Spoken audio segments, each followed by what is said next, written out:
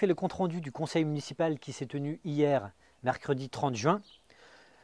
D'abord, il y a eu la dénomination de la nouvelle résidence Oise Habitat au Vieux Chemin de Coix qui va ouvrir ses portes au mois de septembre, puisque Oise Habitat, qui porte le projet, nous a proposé gentiment de participer à la dénomination de cette résidence. Donc tous les conseillers ont débattu un petit peu, il y a eu des idées intéressantes. Finalement, le choix s'est porté sur la lisière d'Ory, voilà, puisqu'on est en bordure de forêt, puisque l'école Montessori qui va ouvrir en septembre aussi, qui est juste à côté, s'appellera la forêt d'Ory, donc la lisière à côté de la forêt.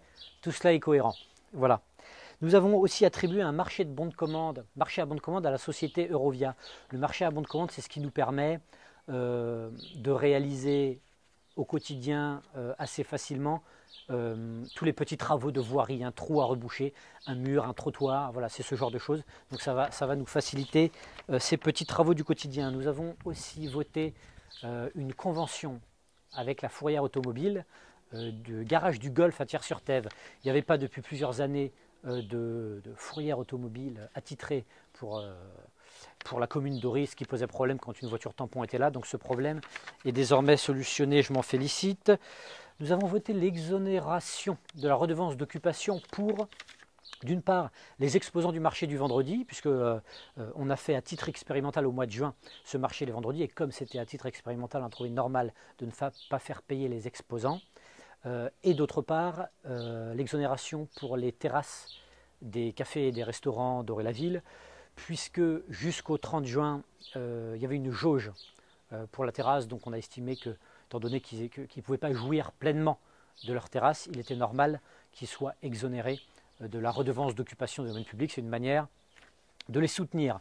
Je reviens un moment sur le marché, puisque c'était à titre expérimental. Alors, avant de savoir si on poursuivra de manière pérenne ou non en septembre, on va consulter tout le monde, les exposants qui étaient là, savoir s'ils étaient satisfaits de leur travail, les commerçants d'Ory-la-Ville, savoir s'ils ont été impactés par ce marché, et si oui, comment, dans quel sens et dans quelle proportion.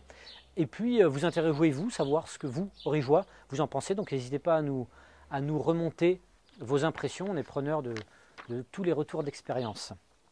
On a également voté la rétrocession dans le domaine public de l'impasse de l'Abbaye. C'est une impasse qui existe depuis 12 ans. Et les propriétaires nous avaient demandé de reprendre la voirie dans le domaine public. On a étudié, on s'est assuré que la voirie était en bon état. Et donc, on a accepté hier de la reprendre dans le domaine public. Donc voilà pour les points à l'ordre du jour. Il y avait un point qui n'était pas à l'ordre du jour qui a été abordé dans les points divers. C'est Stéphanie Etemami, adjointe à l'enfance et à la jeunesse, qui a pris la parole pour annoncer sa démission. Alors on a tous été surpris puisqu'on ne s'y attendait pas. Pour ce qui est des motifs, Stéphanie, depuis un petit peu plus d'un an que nous sommes en poste, a fourni un gros travail. Je crois que tout le monde le reconnaît. Elle s'est donnée avec beaucoup d'énergie et elle a fait avancer beaucoup de projets.